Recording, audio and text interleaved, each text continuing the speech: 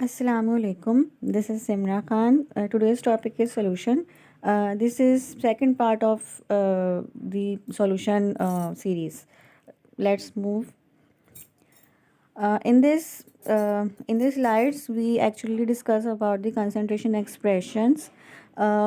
First है concentration, जो solution की कंसंट्रेशन एक्सप्रेशंस होती हैं वो डिफरेंट डिफरेंट तरीके से यूज़ की जाती हैं। जैसे कि आपने और हर हर जगह अलग अलग अलग तरीका यूज़ किया जाता है। जैसे कि कभी आपने सुना होगा नॉर्मेलिटी, इसकी नॉर्मेलिटी क्या है, या कभी कहीं पे मोलैरिटी या मोलैलिटी, या आपने पढ़ा होगा wait by wait percentages, volume by volume. तो ये डिफरेंट डिफरेंट क्राइटेरियाज हैं, उसके ऊपर जो है वो यूज़ की जाती है। अलग अलग जगहों पे ये यूज़ किए जाते हैं। तो जो बेसिकली कुछ मेन जो क्राइटेरियाज हैं वो हैं, सबसे फर्स्ट है concentration in parts per million. यानी अगर सॉल्यूशन के मिलियन के हिसाब से अगर हम पार्ट्स करें, जैसे अगर होता है ना कि आउट ऑफ 100% में क्या होता है, 100 में से कितने पार्ट्स हैं। ठीक है, अगर हम पर मिलियन की बात करें तो मतलब मिलियन पार्ट्स में से कितने पार्ट्स हैं जो भी हमने सॉल्यूट यूज़ किया है उसके। ठीक है, तो तो क्या होते हैं ये, the parts of a component per million parts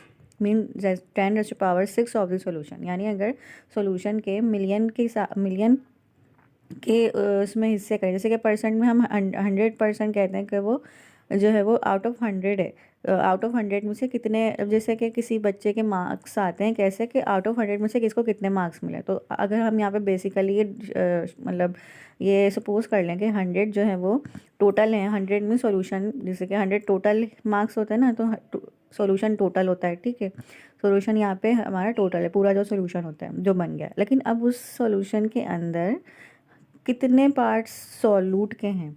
ठीक है, तो इसको पता लगाने के लिए पार्ट्स पर मिलियन क्या नाम है, हम अगर हमारा मिलियन के हिसाब से, क्योंकि अब अगर ये कितने यही दिया जाता है ना कि 100 मार्क्स में से बच्चे के मार्क्स कितने आए। ठीक है, इसी तरह से अगर मिलियन पार्ट्स हैं, यानी मिलियन जो है टोटल सॉल्यूशन की जो क्वांटिटी है वो मिलियन के हिसाब से है, तो उस मिलियन में से सॉल्यूट की क्वांटिटी कितनी है। ठीक है, क्योंकि उस बेसिकली सॉल्यूशन में बहुत सी अलग दूसरी चीज़ें भी डलती है, फ्लेवरिंग एजेंट भी डलते हैं, और दूसरे मतलब कि सॉल्यूट को मिक्स करने के लिए भी कि वो हल हो जाए उस सॉल्वेंट में, तो वो दूसरी उसके हिसाब से वो दूसरी चीज़ें भी डलती हैं। तो सिर्फ सॉल्यूट मतलब हमारा एक्टिव इंग्रेडिएंट नहीं होता सिर्फ खाली। तो इसलिए हम कहते हैं कि हमारा एक्टिव इंग्रेडिएंट कितना है उस सॉल्यूशन में, तो इसके हिसाब इसलिए हम पार्ट्स पर मिलियन इसमें बताया गया।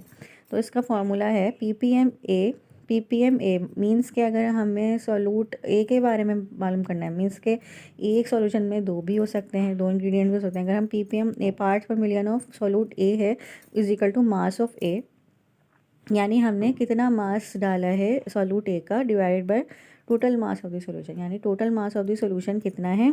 ठीक है, पहले डिवाइड करा, उसके बाद हमने मल्टीप्लाई कर दिया पार्ट्स पर मिलियन से, मीन्स 10⁻⁶ से मल्टीप्लाई कर दिया, तो ये हमारी कंसंट्रेशन आ जाएगी इन पार्ट्स पर मिलियन के हिसाब से।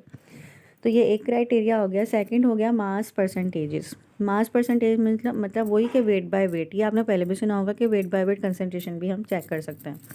When the concentration is expressed as the percent of one component in the solution by mass, it is called the mass percentage.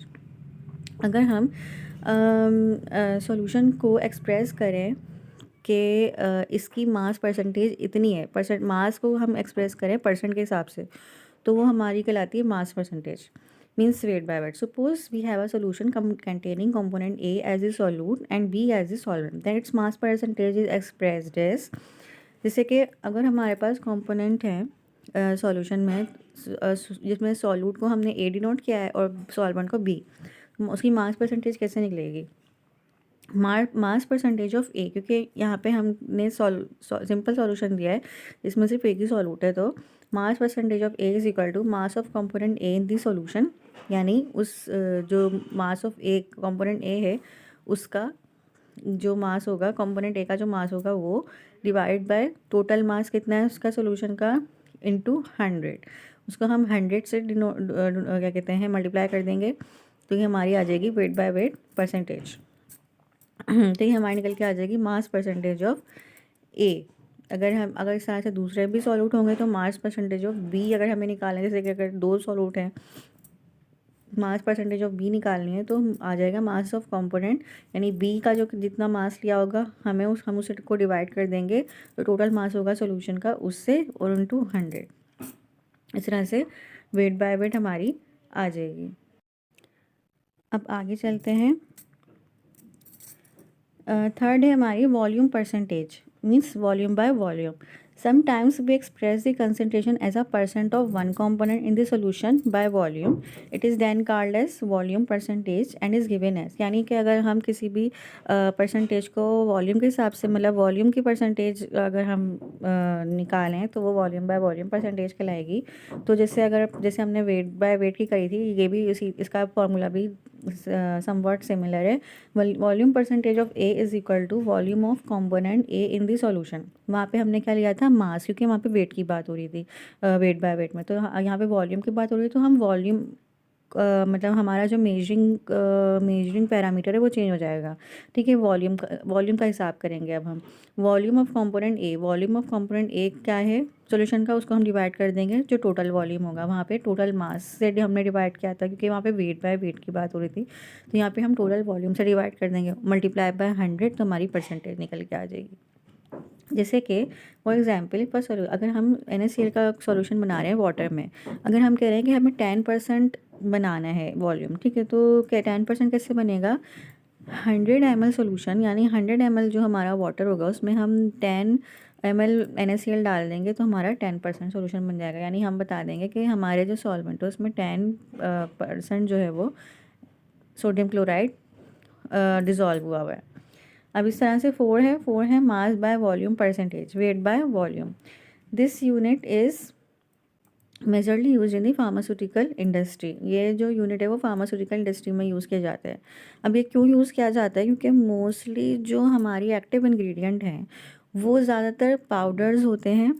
ठीक है, ज़्यादातर मोस्टली वो पाउडर्स होते हैं, जिसकी वजह से ये कह रहे हैं कि फार्मास्यूटिकल इंग्रेडिएंट यानी कि जो मेडिसिनल सब्सटेंसेज हैं वो ज़्यादातर पाउडर की फॉर्म में होते हैं। इसलिए फार्मास्यूटिकल इंडस्ट्री में वेट बाय वॉल्यूम क्राइटेरिया का बहुत ज़्यादा मतलब यूज़ होता है। It is defined as the mass of a solute per dissolve per 100 ml of the solution, यानी कि 100 ml में कितना मास ऑफ सॉल्यूट डिज़ोल्व हुआ हुआ है। दोबारा से बता देती हूँ कि ये डिफाइन वेट बाय वॉल्यूम क्या है कि कितने पर 100 ml में, यानी पर 100 ml में कितना मास ऑफ सॉल्यूट डिज़ोल्व हुआ है। 100 ml में कितना मास ऑफ सॉल्यूट डिज़ोल्व हुआ है। फिर अगर जैसे कि 400 ml है तो 400 ml में 100 क्या कहते हैं 100 ml में कितना हुआ हुआ है। फिर जो सेकंड, मतलब हम 100 के हिसाब से ये चार दफ़ा 100 हो गए, तो हर 100 ml में कितना मास ऑफ सॉल्यूट डिज़ोल्व हुआ हुआ है। तो ये इसमें हम ये चेक करते हैं। परसेंट, इसका फॉर्मूला है percentage weight by volume is equal to mass of component A in the solution. यानी क्योंकि हम वेट बाय वॉल्यूम कर रहे हैं तो जो मास ऑफ कंपोनेंट ए है सॉल्यूशन का divide by total volume of the solution. Volume जो टोटल वॉल्यूम होगा सॉल्यूशन का उससे हम डिवाइड कर देंगे। ये इस तरह से मास हो गया वो वेट हो गया और वॉल्यूम है इनटू 100 से मल्टीप्लाई करेंगे तो हमें परसेंटेज निकल के आ जाएगी इसकी। ठीक है, ये हो गए 4 पैरामीटर्स। अब है मोलैरिटी। मोलैरिटी क्या होती है, one of the most common use method for pressing the concentration is molarity. जो सबसे ज़्यादा क्या कहते हैं और कॉमन है मेथड सॉल्यूशन की कंसंट्रेशन के लिए वो है मोलैरिटी। इट इज़ दी, ये क्या होता है, it is the number of moles of solute dissolved in 1 litre of a solution, यानी कितने नंबर ऑफ मोल्स हैं सॉल्यूट के जो कि 1 लीटर सॉल्यूशन में डिजॉल्व हुए हैं। Suppose a solution of ethanol is marked 0.25 molar. This means that in 1 liter of the given solution 0.25 moles of ethanol is dissolved. यानी कि अगर मतलब जिससे कि इथेनॉल है, अगर उसको इथेनॉल को कहा जा रहा है कि 0.25 मोलर जो है ये सॉल्यूशन है, तो सॉल्वेंट में कितने मोल्स होंगे इथेनॉल के, वो होंगे 0.25। तो 0.25 होंगे, इसलिए ये कहें 0.25 मोलर इथेनॉल सॉल्यूशन है। ठीक है, तो इसका फॉर्मूला है मोलैरिटी अच्छा, मोलैरिटी के लिए कैपिटल एम यूज़ किया जाता है डिनोट करने के लिए। Molarity M is equal to moles of solute divide by volume of solution in litres.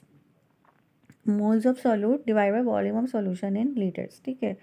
यानी कि मोल्स तो जैसे मोल्स में बता देती हूँ, जैसे कि अगर जैसे कि अगर हमने सिर्फ एक एटम लिया, कार्बन है, ठीक है। कार्बन के एटॉमिक नंबर कितना होता है? 12। तो 12 होता है, ठीक है। तो उस हिसाब से अगर हमने 12 सिर्फ एक कार्बन लिया तो हम कहेंगे कि कार्बन का 1 मोल है, ठीक है। 2 कार्बन लेंगे तो 2 मोल्स आ जाएंगे। इस तरह से कंपाउंड्स का भी होता है। जैसे NaCl है, NaCl का अगर हमने एटॉमिक नंबर जो है ना का, ठीक है, NaCl 1 NaCl लिया तो हम कहेंगे 1 मोल है, ठीक है, एटॉमिक नंबर के हिसाब से। अगर उसका डबल हो गया एटॉमिक नंबर तो हम कहेंगे 2 मोल्स है। इस तरह से ये मोल्स निकलते हैं, ठीक है। इसको हम डिवाइड करेंगे volume of solution in litres, यानी जो भी सॉल्यूशन होगा लीटर्स में।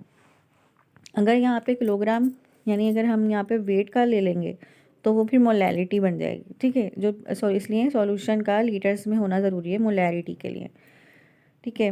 Moles of solute divide by volume of solution in litres, जिससे हमारी मोलैरिटी निकल के आ जाएगी। मोलैरिटी क्या होती है? मोलैरिटी स्मॉल एम से नोट करते हैं। Molarity represent the concentration regarding moles of solute and the mass of solvent.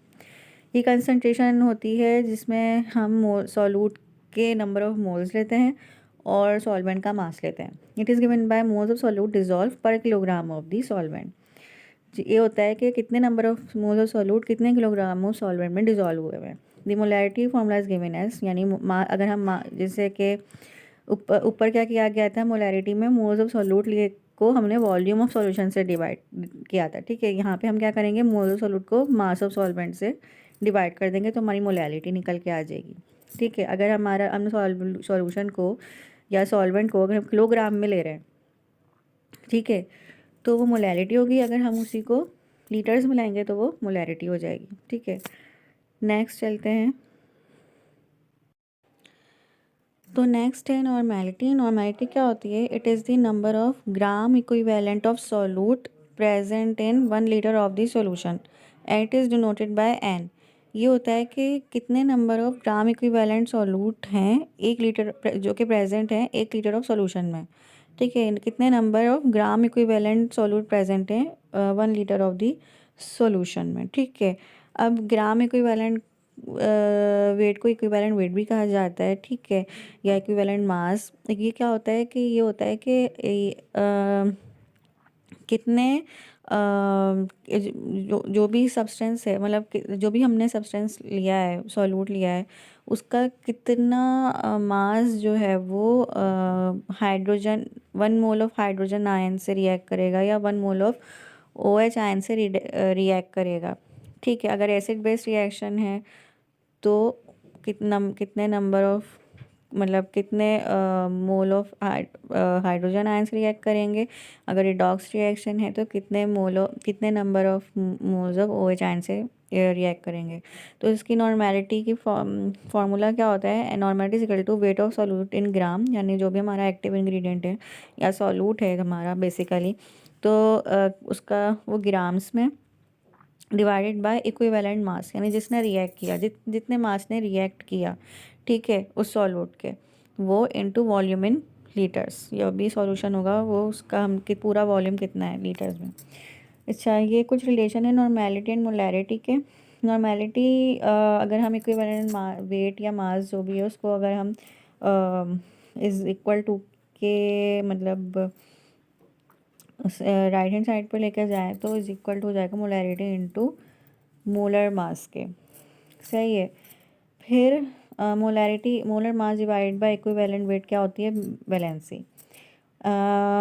Molarity into valency, normality is equal to molarity into valency आ गए। फिर वैलेंसी क्या होती है? अगर नंबर ऑफ हाइड्रोजन की बात हो रही है तो वहाँ पे नंबर ऑफ हाइड्रोजन ले लेंगे वैलेंसी में। अगर नंबर ऑफ OH आयंस की बात होगी तो हम नंबर ऑफ OH आयन ले लेंगे इसकी जगह। तो इस तरह से रिलेशन है और इस तरह से जो है वो क्या कहेंगे कि हम प्रॉब्लम्स वगैरह में इस तरह की क्वेश्चंस आ सकती हैं। अब है फॉर्मेलिटी। फॉर्मेलिटी क्या होती है? It is the number of gram formula unit present in 1 litre of solution, it is denoted bye F. ये क्या होता है, कितने number of gram formula unit present है 1 लीटर ऑफ द सॉल्यूशन है। ग्राम फार्मूला यूनिट क्या होता है कि जैसे कि KMnO4 है, ठीक है, KMnO4 है, तो जैसे पोटेशियम का के डिनोटेड पोटेशियम के कितना जो है ना एटॉमिक नंबर होता है। फिर हम मैंगनीज का देंगे, Mn का कितना एटॉमिक नंबर होता है, O का कितना एटॉमिक नंबर होता है, लेकिन O 4 है, तो जो भी एटॉमिक नंबर होगा उसका हम उसको 4 से मल्टीप्लाई कर देंगे और फिर इन सब के एटॉमिक नंबर्स को प्लस कर लेंगे, तो हमारा फार्मूला यूनिट आ जाएगा। ये फार्मूला था ना KMnO4, ठीक है, तो इसके जो टोटल हमारे पास निकलेगा मास, इसका एटॉमिक नंबर, वो हम उसको हम कहेंगे कि फार्मूला यूनिट है, ठीक है। तो फॉर्मेलिटी क्या होती है, F= weight of solute in gram. जो भी सॉल्यूट है हमारा उसका ग्राम में फार्मूला वेट, यानी जो हमारा फार्मूला था उसका वेट कितना था into volume in litre. Solution जो होगा हमारा लीटर्स में होगा, तो उसका लीटर्स का जो है ना वॉल्यूम कितना है। It is capable in the case of ionic solid like NaCl। ये आयनिक सॉलिड्स के लिए यूज़ किया जाता है, जैसे कि NaCl के लिए। मोल फ्रैक्शन क्या होता है, if the solution has a solvent and the solute. अगर सॉल्यूशन के पास सॉल्यूट और सॉल्वेंट होते हैं, a mole fraction gives a concentration as the ratio of moles of one component to the total moles present in the solution. यानी अगर हमें किसी एक कंपोनेंट के जो है मोल्स चाहिए, जैसे कि अगर दो कंपोनेंट्स हैं, या कहेंगे हम दो तरह के सॉल्यूट प्रेजेंट है सॉल्वेंट में, तो अगर हमें जैसे सपोज करते हैं एक A है और एक B है, तो अगर हमें A के नंबर ऑफ़ मोल्स चाहिए, तो फिर हम उसको डिवाइड कर देंगे total number of the solute, यानी मोल्स के, जैसे कि A + B, ठीक है। अगर हमें A के चाहिए तो A divide by A + B number of moles, ठीक है, इस तरह से। जैसे कि XA अगर हमें नंबर मोल फ्रैक्शन चाहिए A का, कि हम सिर्फ A के कितने हैं, तो हम क्या करेंगे, Na यानी number of moles of A divide by Na + Nb, total moles से हम डिवाइड कर देंगे। अगर इस तरह से अगर हमें B चाहिए तो Nb means number of moles of B divide by Na + Nb। तो ये है, आगे चलते हैं। तो ये थी हमारी कंसंट्रेशन एक्सप्रेशन। अच्छा, the mentioned methods are commonly used ways of expressing the concentration of solution.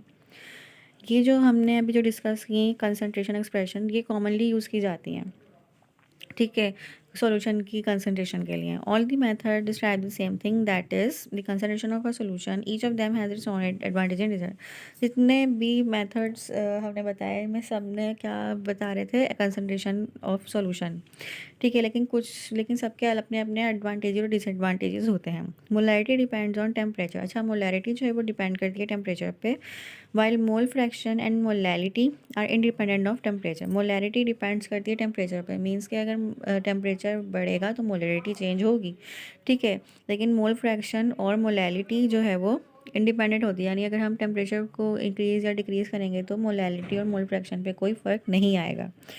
All these methods are used on the basis of the requirement of expressing the concentration. ये मेथड सब तब use की जाते हैं कि किस method की requirement है, हम किस हिसाब से जो है ना सॉल्यूट ले रहे हैं, तो उस हिसाब से जो है वो कंसंट्रेशन एक्सप्रेशन की जाती है। तो अब ये नेक्स्ट स्लाइड पे है ideal and real solution. Ideal and real solutions क्या होते हैं, ये एक टेबल बनाया है मैंने, जिसमें हमें डिफरेंशिएट पता लगेगा कि आइडियल और रियल सोल्यूशन का डिफरेंशिएट क्या है। तो N ideal solution follows the rules law strictly. Ideal solution क्या करता है, रूल्स लॉ को स्ट्रिक्टली फॉलो करता है, और रियल सोल्यूशन क्या होता है कि वो रूल्स लॉ से डेविएट करता है, मींस के वो रूल्स लॉ को फॉलो नहीं करता जिस तरीके से आइडियल सोल्यूशन करता है।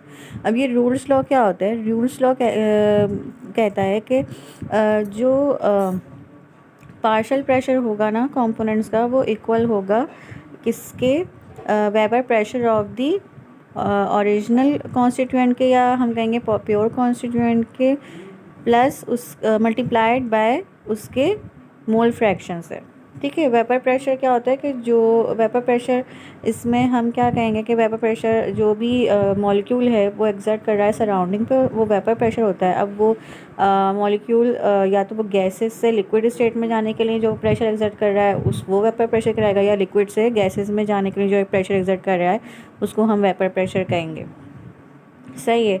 तो और मल्टीप्लाइड बाय क्या है, मोल फ्रैक्शन। मोल फ्रैक्शन क्या होता है कि जो भी कॉन्स्टिट्यूएंट है, जितना भी अमाउंट ऑफ कॉन्स्टिट्यूएंट है, सिंगल कॉन्स्टिट्यूएंट डिवाइडेड बाय जितने भी कॉन्स्टिट्यूएंट हमने यूज़ किए हैं, सॉल्वेंट या सॉल्यूट। अगर सिंपल सोल्यूशन की बात करें तो अगर सॉल्वेंट या सोल्यूट हमने अगर लिए हैं तो total constituent, amount of constituent ऐसे हम उसको डिवाइड कर देंगे। जो हमारा प्योर अमाउंट, हमारा जो हम जिस जिस भी सॉल्यूट का अमाउंट जानना चाहते हैं, ये उसका मोल फ्रैक्शन निकल के आ जाएगा। ठीक है। और वो जो अमाउंट लेना है ना हमें, वो मोल्स में लेना है। ठीक है। तो क्या हो गया कि आइडियल सोल्यूशन क्या करता है, फॉलो करता है रूल्स लॉ का कि पार्शियल प्रेशर जो होगा कॉन्स्टिट्यूएंट का वो इक्वल होगा vapour pressure of the pure constituent multiplied by उसके मोल फ्रैक्शन से। ठीक है। और जो कि रियल सोल्यूशन या ट्रू सोल्यूशन हम जिनको कहेंगे वो क्या करते हैं, इस रूल्स लॉ से डेविएट करते हैं। ठीक है। उनका चेंज हो सकता है, पार्शियल प्रेशर जो है वो चेंज हो सकता है उनके वेपर प्रेशर से। ठीक है। इस तरह से ये होता है। फिर सेकंड पॉइंट कह रहे हैं कि in an ideal solution Y A B is equal to Y A. In a real solution Y A B is या तो ग्रेटर देन वाई ए और लेस देन वाई ए। अच्छा, यहाँ वाई ए क्या है, Y A B is the attractive force between A and B and y a between A and A. The molecules of the solvent and solute are represented by A and B respectively. y a b क्या है, attractive force है। ठीक है, molecules के दरमियान जो attractive force है। ठीक है। ए और बी क्या है कि दो ए एंड बी के दरमियान अट्रैक्टिव फोर्स, ए और ए क्या है, ए और मतलब सेम मॉलिक्यूल्स के दरमियान अट्रैक्टिव फोर्सेस। ठीक है। यहाँ पे ए और बी जो है वो मॉलिक्यूल्स हैं बेसिकली। तो इन आइडियल सोल्यूशन में सेम होती है। ए बी जो एक मॉलिक्यूल डिफरेंट मॉलिक्यूल पे लगा रहा है वो भी सेम होगी जो कि दो मॉलिक्यूल्स आपस में लगा रहे हैं, जो सेम मॉलिक्यूल्स आपस में लगा रहे हैं, यानी कि डिफरेंट मॉलिक्यूल्स और सेम मॉलिक्यूल्स की अट्रैक्टिव फोर्सेस सेम होगी आइडियल सोल्यूशन में। लेकिन रियल सोल्यूशन में क्या होगा कि जो डिफरेंट मॉलिक्यूल्स की जो अट्रैक्टिव फोर्सेस होगी आपस में, वो या तो ज़्यादा हो सकती है या कम हो सकती है जो सेम मॉलिक्यूल्स आपस में एक दूसरे के ऊपर लगा रहे हैं। तो आइडियल सॉल्यूशन और रियल सॉल्यूशन का ये कुछ फ़र्क होता है।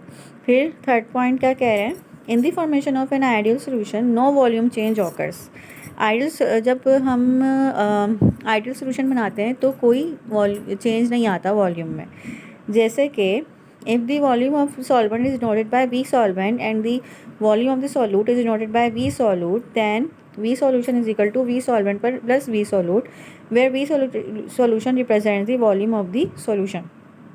मीन्स के अगर जैसे कि हम मतलब कि आइडियल सोल्यूशन में वॉल्यूम चेंज नहीं होता, जैसे कि अगर हमने लिया वी सॉल्यूशन, वी जो मतलब सॉल्यूशन का जो वॉल्यूम है, ठीक है, वो किसके इक्वल होगा, अगर हम सॉल्यूट के वॉल्यूम को और सॉल्वेंट के वॉल्यूम को क्या कहते हैं वॉल्यूम को प्लस करेंगे तो हमारा वी सॉल्यूशन मतलब सॉल्यूशन का वॉल्यूम हमारे पास आ जाएगा। मतलब सॉल्यूट और सॉल्वेंट के वॉल्यूम को प्लस करेंगे तो वो हमारा पूरा टोटल अमाउंट ऑफ सॉल्यूशन आ जाएगा। आइडियल सॉल्यूशन में बस इतना सिंपल सी मेथड होता है वॉल्यूम क्या कहते हैं कैलकुलेट करने का। रियल सोल्यूशन में क्या होता है, रियल और जो ट्रू सोल्यूशन होते हैं उनका क्या होता है, in case of a real solution there is a volume change. जब रियल सोल्यूशन बनाए जाते हैं तो उन वॉल्यूम चेंज हो जाता है उनका। सो दी अबव इक्वेशन जो हमने जो आइडियल सोल्यूशन में पढ़ी, V solution is equal to V solvent plus V solute, वो कैसी हो जाएगी, वो चेंज हो जाएगी किस में, वी सॉल्यूशन या तो लेस देन होगा सॉल्वेंट प्लस सॉल्यूट के वॉल्यूम से, या तो ग्रेटर होगा सॉल्यूट और सॉल्वेंट के क्या कहते हैं वॉल्यूम से। ठीक है, इस तरह से ये चेंज हो जाएगा। मतलब जो रिजल्टेंट जो हमारा सोल्यूशन का जो वॉल्यूम होगा वो सॉल्यूट और सॉल्वेंट के एडअप वॉल्यूम से जो है वो चेंज हो जाएगा। इस तरह से ये चेंज हो जाएगा। जैसे कि हम कहते हैं ना कि क्या कहते हैं, जब हम कोई खाना बनाते हैं, जब हम कम क्वांटिटी में कम क्वांटिटी में लेते हैं, मतलब कम, जैसे अगर हमने 1 किलोग्राम की चीज़ें ली, अब जैसे हमने बिरयानी बनाई, 1 किलोग्राम की चीज़ें ली हमने, 1 किलोग्राम के हिसाब से हम डालते थे, ठीक है। फिर हमें क्या हो गया कि नहीं, मेहमान ज़्यादा आने लग गए, तो हमें वो 1 किलोग्राम नहीं, हमने 2 या 3 या चलो 5 किलोग्राम की बना ली। फिर हमने सोचा कि हम 1 किलोग्राम को 5 गुना ज़्यादा बढ़ाकर इसमें जो भी मसाले हैं वो डालेंगे, ठीक है। लेकिन ऐसा नहीं होता अक्सर, ठीक है, चेंज हो जाती हैं चीज़ें, सही है। मतलब 5 गुना के हिसाब से डालने से अक्सर क्या होता है कि मसाले तेज़ हो जाते हैं, या कुछ जो है ना कहते हैं कभी कम लगता है, कुछ ये होता है, ठीक है। तो इसलिए जब हम कम चीज़ बना रहे हैं, अगर उसको हम ज़्यादा बढ़ाकर बनाएंगे ना, तो उसके हिसाब से रियल और ट्रू सॉल्यूशन में, या रियल या ट्रू जब हम खाना बना रहे हैं, तो उसमें चीज़ें चेंज हो जाएंगी, वो थ्योरेटिकली नहीं रहेंगी, ठीक है। आइडियल सॉल्यूशन समझे, हमारा एक थ्योरेटिकली कॉन्सेप्ट है कि आइडियल सॉल्यूशन में जो है ना इस तरह की चीज़ें होती है कि थ्योरेटिकली चलेगा सब कुछ, कि वेपर प्रेशर भी नहीं होगा इतना, क्या कहते हैं, जो सेम जो है ना सारी अट्रैक्टिव फोर्सेस होगी, और वो कोई वॉल्यूम चेंज नहीं होगा सॉल्यूशन बनने के बाद सब। लेकिन रियल सॉल्यूशन में चीज़ें डिफरेंट हो जाएंगी, रूट्स ऑफ डेविएशन हो जाएगी, और जो है हमारी अट्रैक्टिव फोर्सेस भी जो है ना एक दूसरे पर सेम नहीं लगेंगी, डिफरेंट लगेंगी, हमारा वॉल्यूम भी चेंज होगा।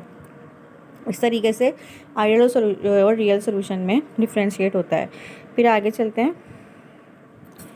There is no change of heat in the formation of an ideal solution, यानी कि कोई चेंज नहीं होगा हीट में जब हमारा आइडियल सोल्यूशन बन जाएगा। Therefore delta H is equal to 0 for an ideal solution, इसलिए डेल्टा एच जो है वो 0 हो जाएगा जब आइडियल सोल्यूशन बनेगा।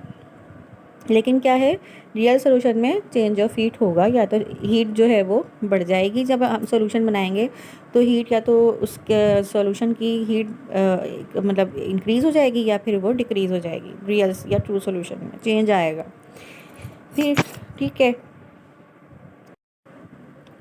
अब है there is no change in गिव्स free energy G in case of an ideal solution, so G delta G is equal to 0 for an ideal solution, यानी कि कोई चेंज नहीं होगा गिव्स फ्री एनर्जी में आइडियल सोल्यूशन के अंदर, means delta G is equal to 0। पहले क्या बोल रहे थे कि कोई हीट चेंज नहीं होगी, वो भी 0 होगी, गिव्स फ्री एनर्जी भी 0 होगी। मीन्स के गिव्स फ्री एनर्जी क्या होती है, सबसे पहले गिव्स फ्री एनर्जी ये होती है कि जो हमारा कितना वर्क डन हुआ है, मतलब ये एक मेजरमेंट होती है कि जिसे हम किसी भी केमिकल रिएक्शन में ये बता सकते हैं कि जब अगर हम टेम्परेचर और प्रेशर को कांस्टेंट रखें तो उसके हिसाब से एक क्लोज सिस्टम में कितना वर्क डन हुआ है, ठीक है।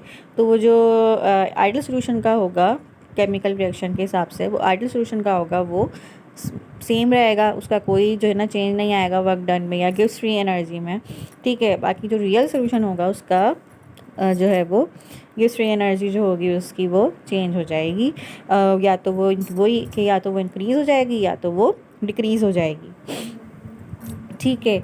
और गिब्स फ्री एनर्जी मैंने बता दी कि अगर गिब्स फ्री एनर्जी होती है कि ये कि अगर प्रेशर और टेम्परेचर को कांस्टेंट रखा जाए एक क्लोज सिस्टम के अंदर, तो कितना वर्क डन हुआ है ये मेजर करने के लिए किसी केमिकल रिएक्शन का, ठीक है। इसको हम गिब्स फ्री एनर्जी कहते हैं। आगे चलते हैं। Ideal solution and real solution. An ideal solution, on the other hand, is one where molecular interaction between solute molecules are absolute zero and it follows Rolle's law. Ideal solution क्या होता है कि ये वो सोल्यूशन होता है कि जो मॉलिक्यूलर इंट्रैक्शन है सॉल्यूट मॉलिक्यूल्स के दरमियान वो बिल्कुल ज़ीरो होता है, एब्सोल्यूट ज़ीरो होता है, और वो रूल्स फॉलो करता है। ये तो रूल्स लॉ फॉलो करता है, तो ये तो मैंने आपको पहले ही बता दिया। बाकी जो इंट्रैक्शन है वो भी ज़ीरो होता है, ये भी हम पहले पढ़ चुके हैं।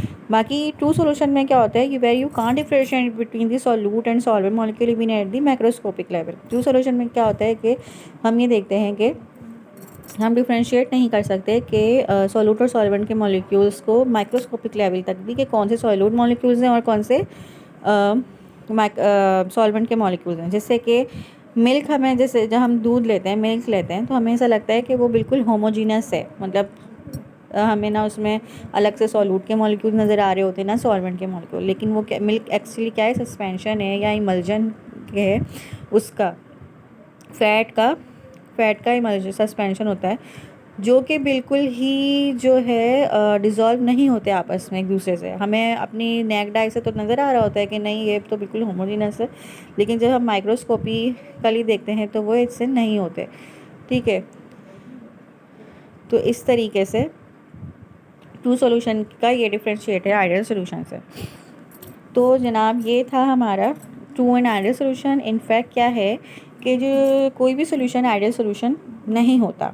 ठीक है, no solution is in fact ideal. हालांकि बहुत सारे जो सॉल्यूशन होते हैं वो क्लोज टू हो सकते हैं आइडियल के, जो बताया गया है, क्योंकि आइडियल सॉल्यूशन ओनली थ्योरेटिकली हम पढ़ सकते हैं कि इसकी कोई इंटरेक्ट, क्योंकि ऐसा हो ही नहीं सकता कि जब रियल लाइफ में हम बात करें कोई भी हम दो केमिकल्स को डालें तो वो आपस में इंटरेक्ट ना करें, और अगर इंटरेक्ट करें तो सेम सेम फोर्स से इंटरेक्ट करें एक मॉलिक्यूल से और मतलब दो अलग अलग मॉलिक्यूल से, ऐसा तो हो नहीं सकता। ठीक है, तो इसलिए जो सॉल्यूशन होते हैं वो कोई भी सॉल्यूशन को आइडियल नहीं होता, क्लोज टू आइडियल हो सकते हैं, लेकिन हमारे जो सॉल्यूशन होते हैं वो रियल और ट्रू सॉल्यूशंस होते हैं। हमारे पास जो हम जो सॉल्यूशन की स्टडी करते हैं और जो अपनी रियल लाइफ में देखते हैं वो रियल और ट्रू सॉल्यूशन होते हैं। इसलिए जो एग्जिस्ट करते हैं ज़्यादातर वो रियल और ट्रू सॉल्यूशन हो सकते हैं। अब वो जो रियल और ट्रू सॉल्यूशन है वो क्लोज टू आइडियल हो सकते हैं, लेकिन कोई भी सॉल्यूशन आइडियल नहीं होता। ये बस एक डिफ्रेंशिएशन थी कि आइडियल सॉल्यूशन जो इसको हम कहेंगे कि ऐसा हो सकता है। ठीक है, और रियल सॉल्यूशन जो है जो हम पढ़ते हैं, जो इसके ऊपर हम डिस्कस करते हैं, जो स्टडी करते हैं, जिस पर एक्सपेरिमेंट्स होते हैं जिन सॉल्यूशंस के ऊपर, वो सारे क्या होते हैं रियल या ट्रू सॉल्यूशन हम इनको कहते हैं। ठीक है, तो ये थी हमारी आज की स्लाइड्स, और मैं उम्मीद करती हूँ कि आपको अच्छे से समझ आ गई होगी सॉल्यूशन का भी और भी जो है वो चैप्टर रहता है अभी, और मैं कोशिश करूँगी कि जल्दी जल्दी अपनी वीडियोस डालूँ। तो thank you again, please like and subscribe my channel, and if you have any query let me know in the comment section. आप अगर किसी टॉपिक के मतलब पर्टिकुलर टॉपिक के हवाले से ही पढ़ना चाहते हैं तो वो भी मुझे बता सकते हैं, फार्मेसी के हवाले से। तो मैं जो है ना अपनी पूरी कोशिश करूँगी कि उसको आपके जो पर्टिकुलर सब्जेक्ट है, भले से वो कोई सा भी सब्जेक्ट हो, फार्मेसी का किसी भी ईयर का किसी भी सेमेस्टर का कोई सा भी सब्जेक्ट, मैं वो आपको समझाऊंगी। ठीक है, तो अगर आपको मेरी वीडियोस पसंद आती हैं तो आप प्लीज़ इनको लाइक करें, शेयर करें, सब्सक्राइब करें, बेल आइकन दबाना मत भूलें। सब्सक्राइब इसलिए करें क्योंकि ताकि आप मेरी जो वीडियोस हों उनके नोटिफिकेशन आपके पास आ जाएं और आपकी जो है जो भी क्वेरी हो वो सॉल्व हो जाए और आपको ढूंढना ना पड़े, आपके पास नोटिफिकेशन आ जाए पहले। तो थैंक यू।